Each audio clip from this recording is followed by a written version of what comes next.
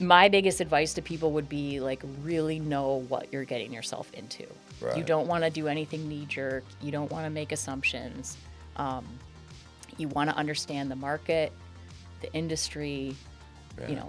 Maybe come up with a business plan. Even if you're just thinking to switch jobs, like the job market was really slow last year.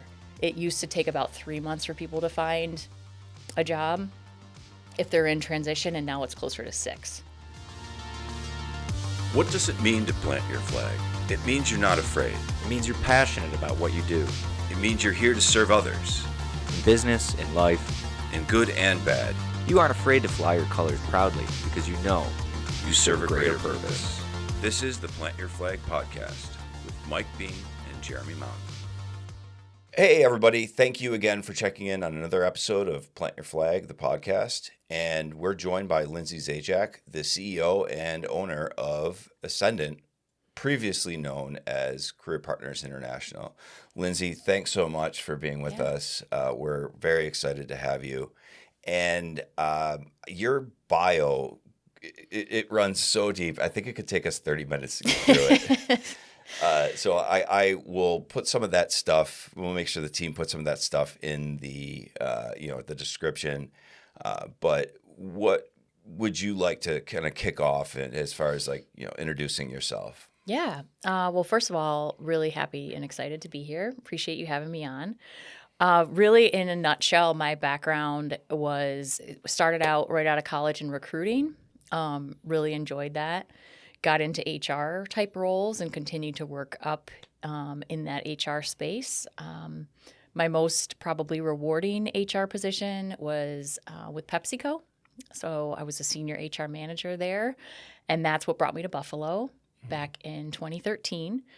So I'm originally from outside of Syracuse. And then once I got into that role with Pepsi, I really learned my passion was more around coaching, developing people, and I loved the training and development, or some companies call learning and development aspect of HR.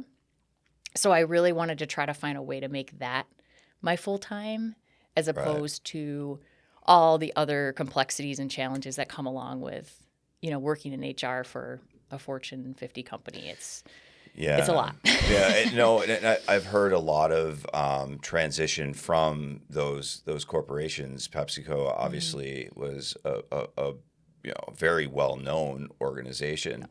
How did you kind of get the desire to break out of that, and when was it that you just really felt that you planted your flag? Because planting your flag can be very different for very different reasons. There, without getting into too much detail, there were probably two distinct moments when I feel like I planted my flag, and the first one was making the conscious decision along with my husband in 2018 to say, okay, I'm going to leave corporate America. I'm going to leave this secure, well-paying job to go off on my own as an entrepreneur. That had been scary. And, we lose our benefits and all that stuff. And I'm going to get a coaching certification. I'm going to start coaching clients. I'm going to start doing training and development. So that was, call it like July of 2018. That was the first flag, because it's like, okay, I'm going to bet on myself. I'm going to try to do this thing, see how it goes. Yeah. And I think we Betting even gave, I love it. Yeah. We gave ourselves like, all right, I think he gave me like an 18-month timeline, because I was sort of more naive, like, oh, by 9 months, I'll be rocking and rolling and this thing will be great. He's like, you might want to extend that a little bit. Right. So that was kind of phase one of planting my flag. And it was a little scary. It was also, I had so much flexibility, so much freedom. I had a 1-year-old and a 3-year-old at the time. So it was huge for me before that, I never worked from home. This was pre-COVID. Right. So like I was in the office 5 days a week. I was traveling. So having that flexibility of like, oh, I can drop my daughter off at preschool, or I can go to this thing, or I can take him to the doctor's office. Like, it was nice. And then fast forward, COVID happens. Obviously that affects most businesses, all of our businesses. In some shape or form. In some shape or form. The good news was I had already been using Zoom because I learned I got my coaching certification through Zoom, and then a lot of my clients were in Syracuse or in different places. So I was already really comfortable with Zoom when people were kind of like, what's Zoom? Like, how do I do this? I'm like, guys, this is easy. Yeah. But my business was definitely impacted by COVID. And it also helped me kind of reassess what I really want out of my career. And I said to myself, being a solopreneur is kind of scary. And God forbid we don't have another pandemic, but there's a lot of uncertainty that comes along with that.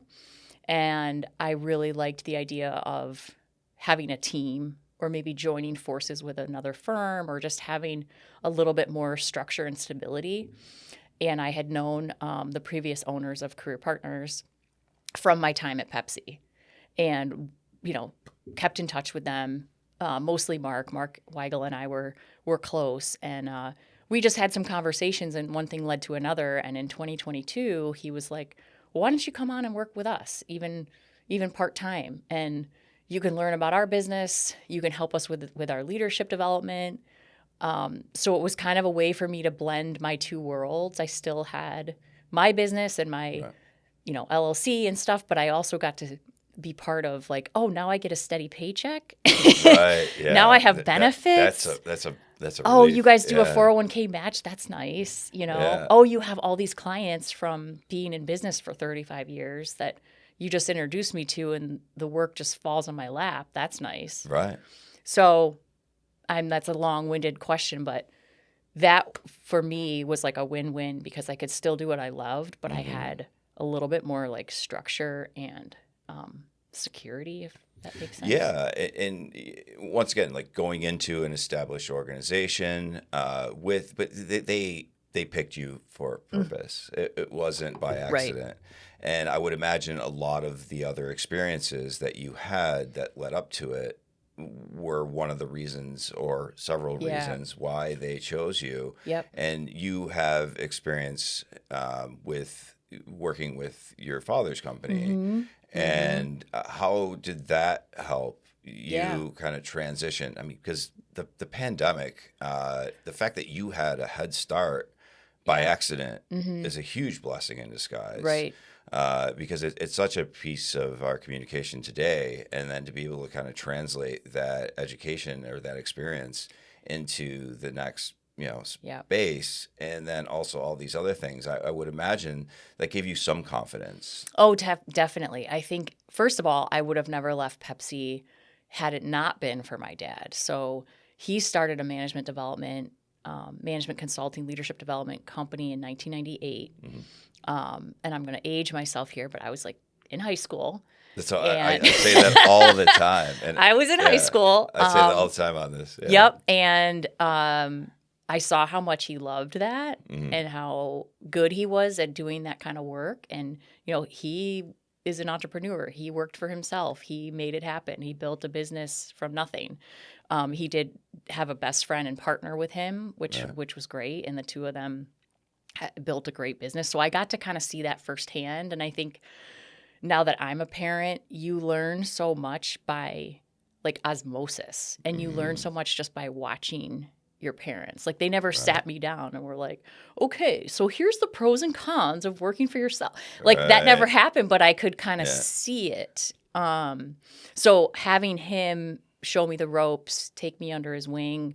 I did a lot of travel to Syracuse. I think in 2019, I did like 54 trips to Syracuse. I mean, it was crazy, but I got to learn the business. I got to see him in action. I got to really understand what it's like to work for yourself.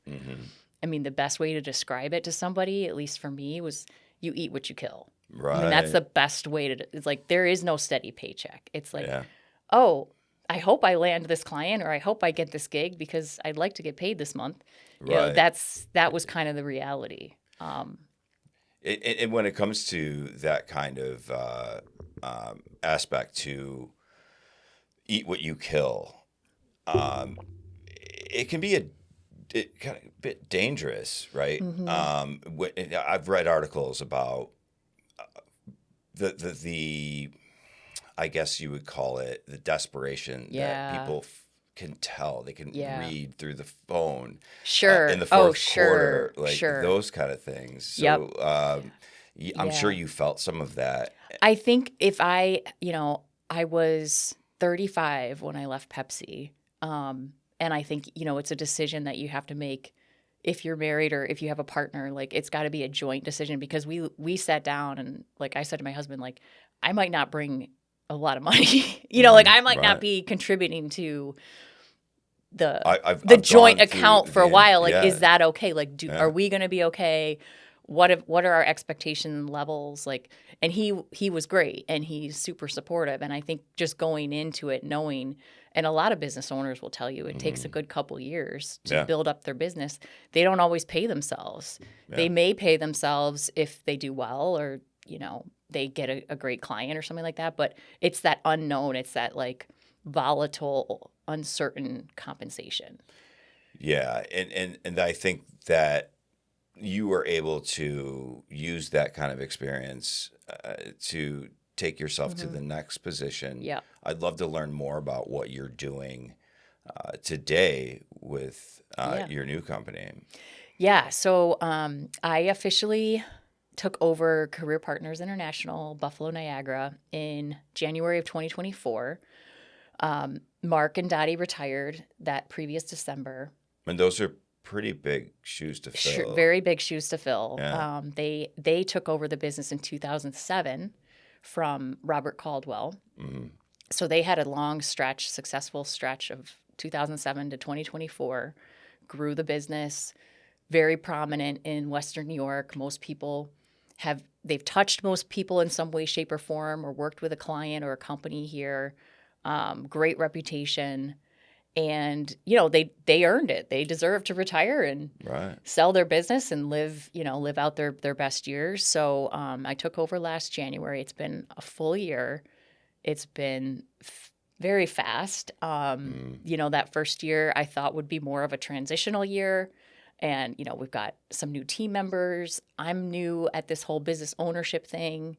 I didn't set super high expectations for how we were going to do. Mm-hmm. I was hoping we'd be okay. Right. But I wasn't like, yeah, we're going to lap 2023 and we're going to make, this much in revenue or top line sales. I didn't Just really kinda go wanted there. to I'm like, keep- let's yeah. just make sure we can, like, Right. make payroll, pay our bills, and have a little bit of cushion. Yeah. But we had a very successful year. And really what we do, in case people aren't aware, is we're a talent solutions firm. So we really help companies with any of their talent needs. So that could look like a hard-to-fill role that you're trying to fill. That could look like training and development. Hey, we've got some people that we need to give management training to or leadership training to so they're ready for roles Right. when those opportunities come up. It could look like coaching. Most of the coaching we do is on things like emotional intelligence. This person's great at their job. They're technically brilliant. They're so smart. They rub some people the wrong way, or they need to work on their interpersonal skills. That's Right. like 90% of what my coaching is. And then the big piece of what we do is called career transition, which is if companies find themselves in situations where maybe they have to do a layoff or a reduction in force, or maybe they restructure and they no longer need this position, or the position gets moved to Rochester or Pittsburgh. Anytime there's a position elimination, most companies in Buffalo, the ones that are, care about their employer brand, maybe they're headquartered here, they want to do well and do right by their employees on the way out. So they don't want to That's just very responsible. And Right. I love And- it when I hear that companies do that. and I do Yeah. too. And I think it's one of those things, like, if you're not being let go for performance and you didn't do anything wrong, but hey, we don't need a senior marketing person anymore. We've divided that into 2 junior positions. Why wouldn't you try to help that person? Like, 100%. why wouldn't you? There's no hard feelings. So that's the bulk of, I would say that's about 70% of what we do, is helping people like that. Okay, you weren't expecting your position to go away. You weren't expecting this layoff. You didn't do anything wrong. Here's a 1-month or a 3-month program. We'll help you get your resume done. We'll help you with LinkedIn. We'll help you with interviewing prep. We'll help you with even career coaching. Like Right. maybe you want to make a total change. Maybe Yeah. this is that blessing in disguise and an opportunity to say, I don't really want to be in banking anymore, or I don't really love manufacturing. I'd always wanted to do higher ed, or I've always wanted to go into tech. We Right. can kind of help you through that process. There's obviously there was the great resignation, right? That came through post pandemic. That had to significantly impact your company, your industry. I would imagine there's some really great stories on what you're talking about with people saying, I've done this for 20 or 30 years and I don't know what to do now. Yeah. So how was that, and how did that impact your business, and how did it feel to be able to help these people? Yeah, so we have, we kind of see both sides. We definitely have the people who probably would have stayed working there or retired from the company. So they didn't really want this to happen. But what we always say is they end up not just getting another job, they end up usually finding something even better. So, That's fantastic. it could be maybe a better fit. It could be a better culture. It could be maybe more work-life balance. It could be more aligned with their interests. Some people decide to take a step back. You know, Right. if you've been a VP or an SVP for 20 plus years, you're like, hey, I don't really care about titles anymore. I want to do something valuable. I want to give back. I want to, leave a legacy or build a team. We've certainly seen that happen. We've seen people make career shifts, go back to school, start a business. I know we both know Eric Conrad. I mean, he's Yeah. a great example of that. I didn't know he I went didn't know through- either. I found out Wow. recently, like he went through our program with Mark and Dottie, I don't know what year, and then decided to go into business for himself. And, his biggest thing was, I never want to be in this situation again. Oh, wow. I never want to be in a situation where someone can decide that I don't have a job anymore. So, Right. went into the Junk Luggers, the franchise. I mean, he was sitting in that which is chair huge. a couple Yeah. months ago. Yeah. So and we he hear a lot loves of what he's those. doing. And I I hear know. he's thriving. He's doing great, and Yeah. I just always thought he was that entrepreneurial business guy, and had no idea Right. that was part of his story. Yeah, I mean, we knew that there was some, some fallout with a larger company, and that's what he had told us. And I know him on a personal level to a certain extent, Yep. but not to that degree. And I'm glad to hear that, because he was talking about this advice, this guidance he got towards the franchise opportunities and all Yeah. that. And he was very methodical about how he weighed his options. And to know that it came Yeah. through your organization that's even Yeah, I what a mean, I great can't take way. any credit for it because Yeah. it was pre me or pre my time, but I love hearing those stories Yeah. because you think about, okay, this is someone that was maybe at a low point or was feeling down and maybe like, what do I do next? Like lost. And by us in some way, shape, or form, kind of helping him figure that out, he's thriving and he's Yeah. landed in a better situation for him, which Yeah. is really our goal. We've seen people relocate. They're going to move down south. We've seen people start their own companies. We've seen some people that maybe haven't been let go, but they want their resume updated and they end up getting a better job. Right.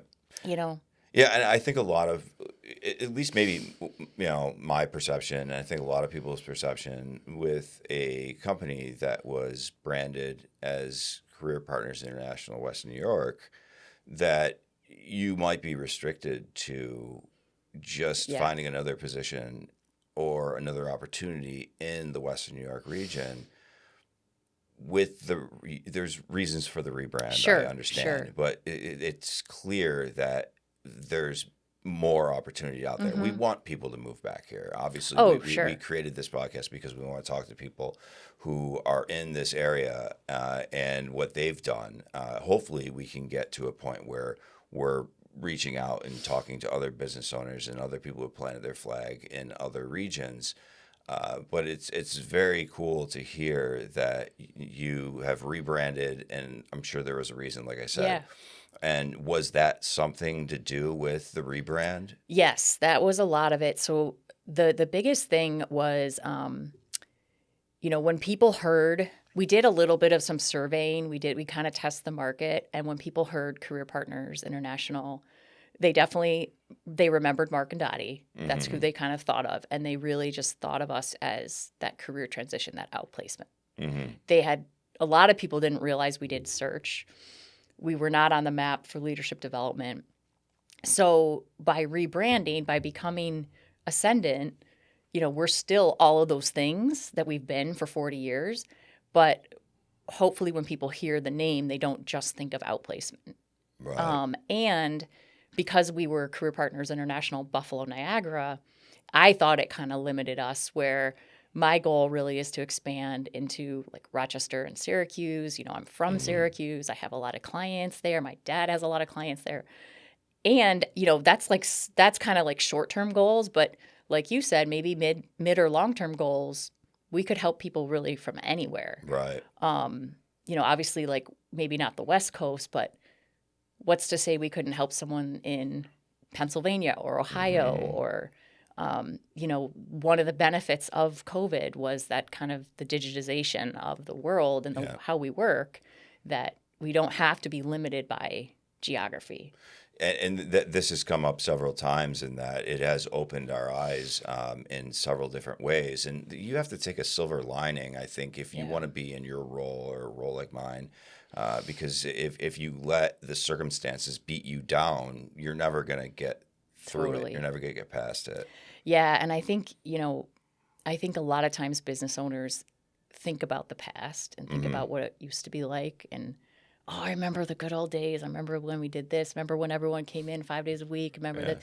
And there is some nostalgia to that, I'm sure. But there's also a lot of positives about like how we work now and the flexibility. I mean, being able to take your laptop and kind of work from anywhere, or if there's a snowstorm. Right. If there's a snowstorm, or, hey, you want to go down to Florida for a week, but you still have a couple important, meetings that you got to pop on. Like that flexibility is just huge. And I think we forget that even, in 2018, 2017, that wasn't really a thing.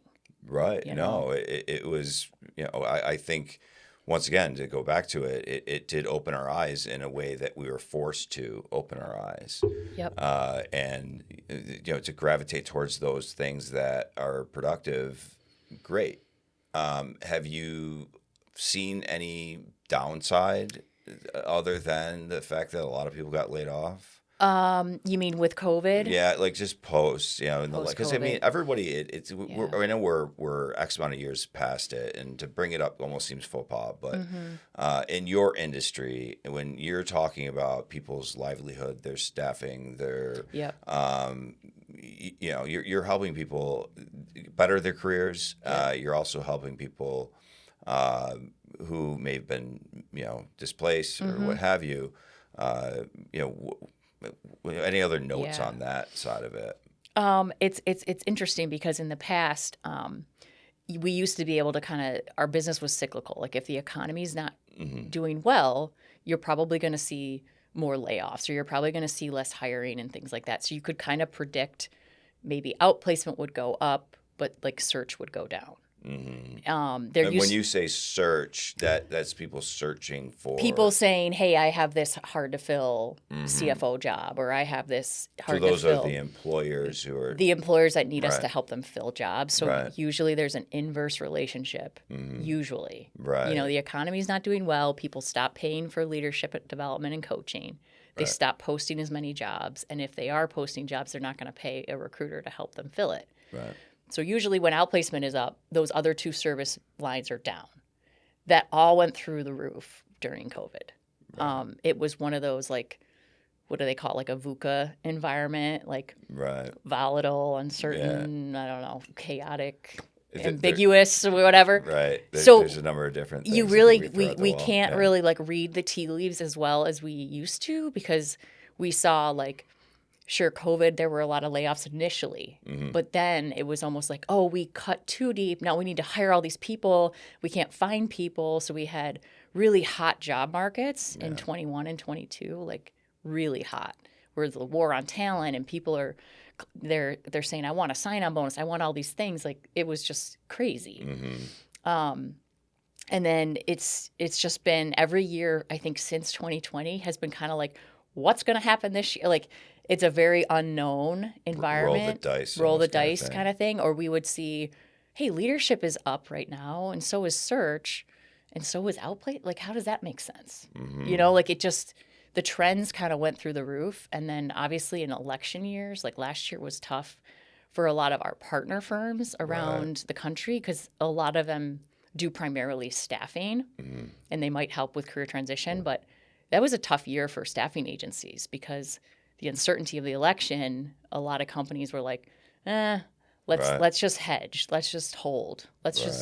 We're not going to invest in anything. We're not going to hire a lot of people. We're not going to do those capital expenditures. We're just going to kind of, let's wait and see was the name of the game. Right. So that kind of hurt some parts of yeah, and there was so much uncertainty, and I would imagine it certainly impacted your position. But to give some guidance for those folks who are out there, maybe still floundering, not knowing what to do next. Maybe they have a position right now, but they've got a great idea. What kind of advice would you give folks, whether it's to something like advice that Eric got, or another position? What kind of advice? Well, I know that's a real broad question. That's I think what you're talking about is really career coaching, which was kind of a component of our business we didn't really know we had. We're like, hey, maybe you're working right now and you've had a successful career in marketing, but you really want to do something different. Right. We can still help people like that. So we kind of call them retail because they kind of come in off the streets and want to use our services, but we have a lot more programs now in place to help those one-offs. So we have certified career coaches on staff that can talk to you. We can give you assessments like strengths finders if you're trying to figure out like what am I naturally good at. We have a franchise expert that talks to our candidates a lot of times. So if you want to learn more about franchises, we have some tools on our career portal for things like entrepreneurship. And my biggest advice to people would be like really know what you're getting yourself into. Right. You don't want to do anything knee-jerk. You don't want to make assumptions. You want to understand the market, the industry, maybe come up with a business plan. Even if you're just thinking to switch jobs, like the job market was really slow last year. Right. And it's still in a cooling off period. So if you're expecting that hot job market, name your price. Like I'm going to have, if I leave my company, I'm going to have all these opportunities. Like I would say caution. Caution. And it used to take about 3 months for people to find a job if they're in transition, and now it's closer to 6. So that right there should just tell people like, hey, like, A, don't leave a job without a job. And B, if you're really looking to make a big industry change, like do your research, make sure you know what your options are, see what's out there, because it's. And folks that are in a situation like Eric, like, keep going back to him, you have those tools to be able to give them that patience and that guidance. Yeah. And I think that that's incredible because those knee-jerk decisions are really easy to make at whatever hour. You might make a decision, you know what, I'm done. I'm going to bounce. I'm done working for someone else. I'm going to just be my own boss. Yeah, we try to say don't do anything in a hurry and don't make knee-jerk decisions. Yeah. And even in your job search, you can start to get kind of like, not desperate, but you can start to get really frustrated and you just accept anything because you're tired of looking. And we're like, you're evaluating them as much as they're evaluating you. Like, are you seeing red flags? What's the culture like? What do employees have to say about working there? I think...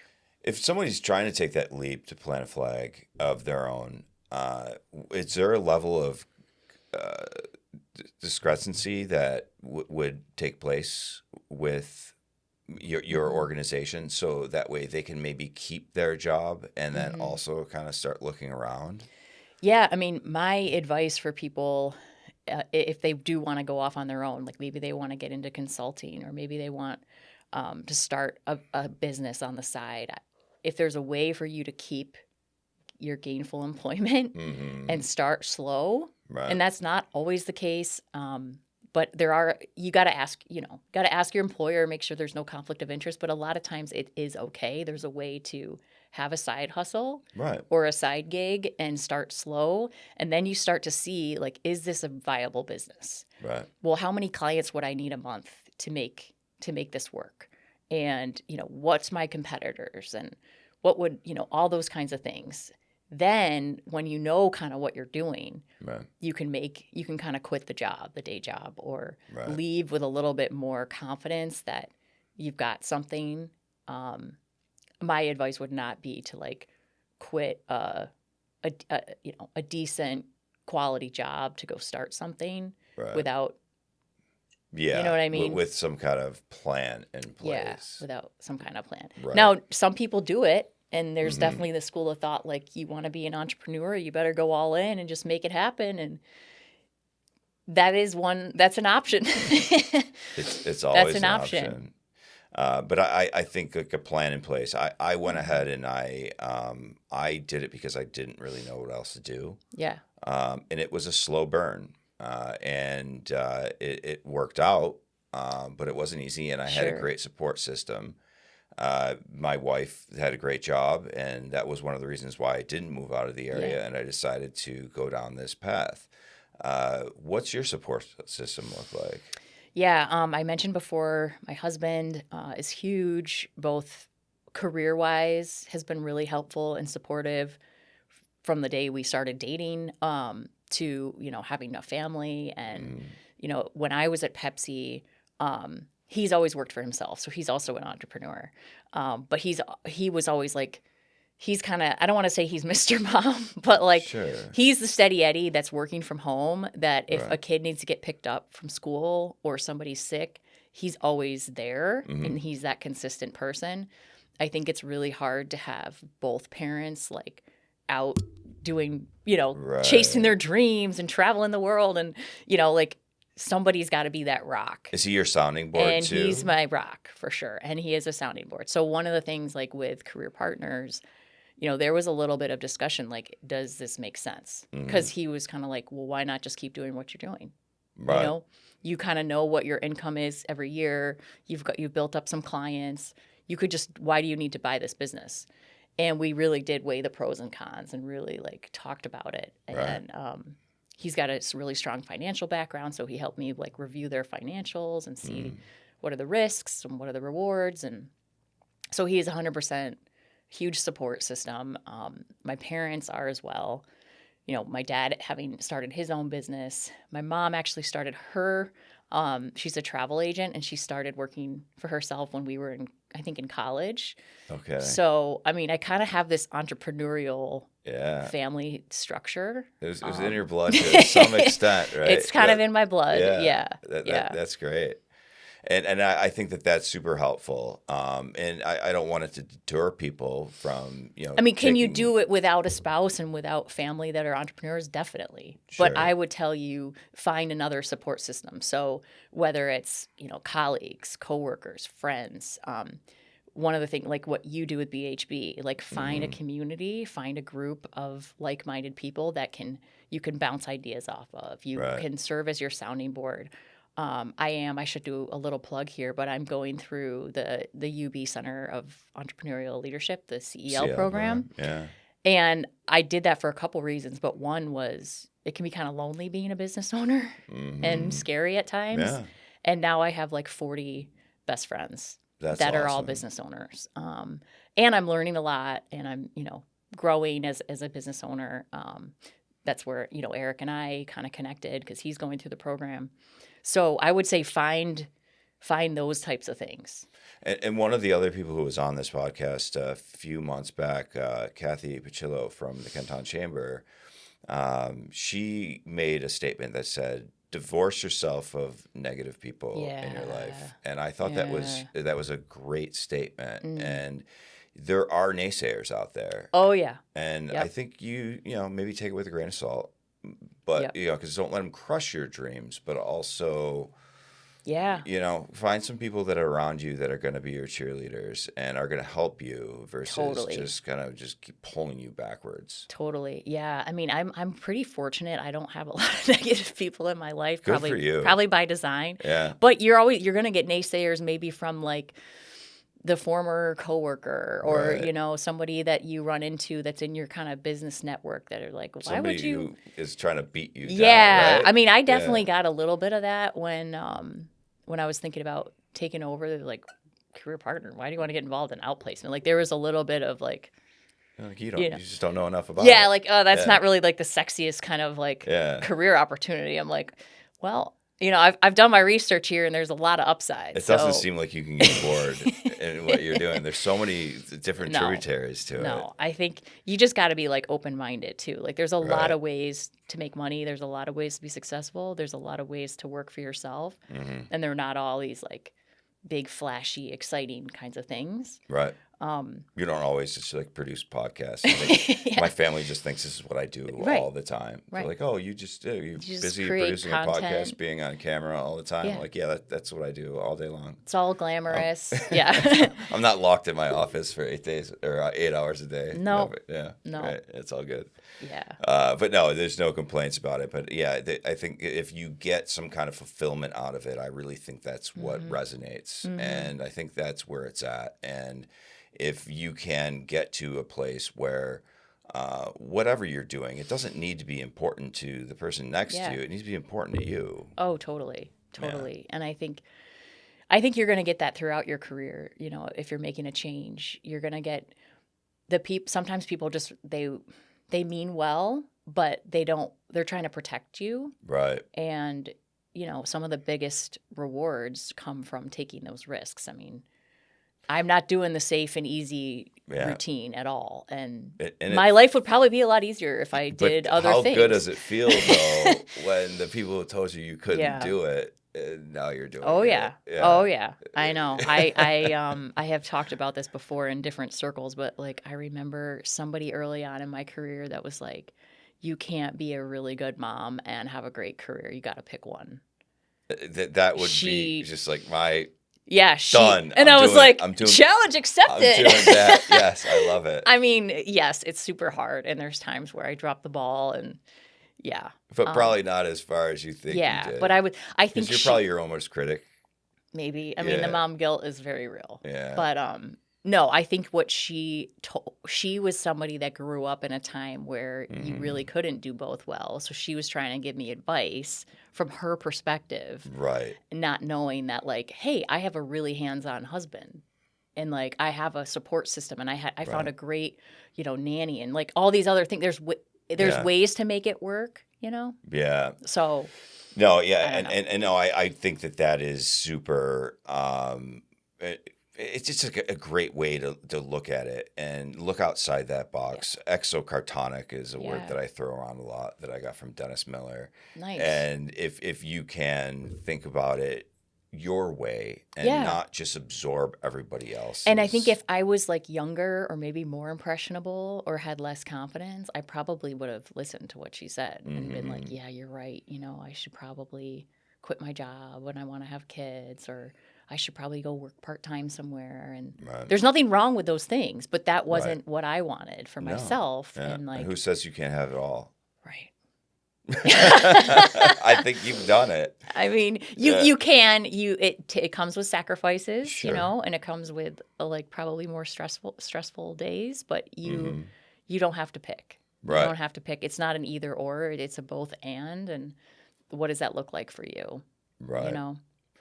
I think that was very well put, and I think that work-life balance is important, and also having that support system is important.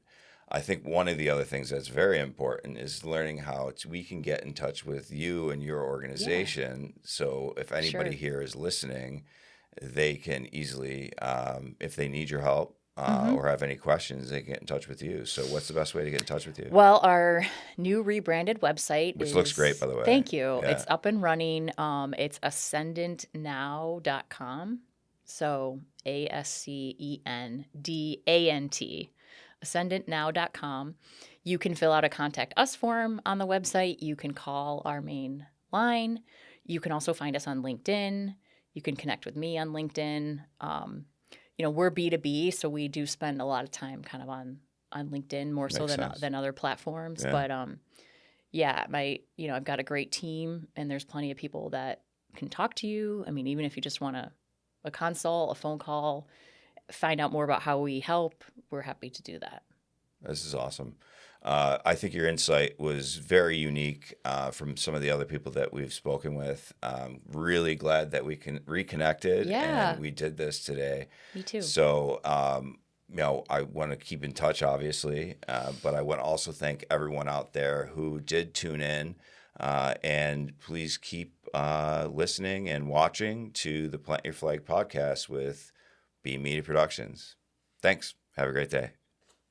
Yeah, okay. Because I was like laser focused on you. No, and that's I'm like, was I supposed to be like, hi guys? Oh man, I'm good.